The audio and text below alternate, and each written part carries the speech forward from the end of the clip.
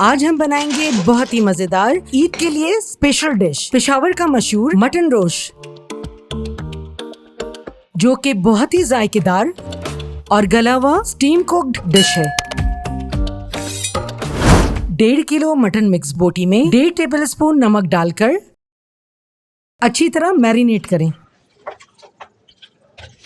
और 15 मिनट के लिए साइड कर दें। छिले हुए आलू, साबित प्याज, मैरिनेटेड गोश्त, टमाटर, दरमियान से हाफ किए हुए साबित लहसुन, अदरक के टुकड़े, मोटी पतली साबित हरी मिर्चें, फ्रेश कूटा हुआ काली मिर्च और 1 कप ऑलिव ऑयल डालकर एल्युमिनियम फॉइल से सील कर दें।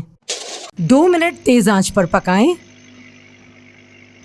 और तकरीबन 2 घंटे धीमी आंच पे पकाएं। 2 घंटे बाद एहतियात से फॉइल हटाएं और हमारा बहुत ही मजेदार पेशावरी मटन रोश बिल्कुल तैयार। कंधारी नान और सैलेड के साथ गर्मा गर्म एंजॉय करें। अगर आपको ये रेसिपी पसंद आई तो लाहौरी तवा चिकन की ये रेसिपी बिल्कुल मिस ना कीजिएगा।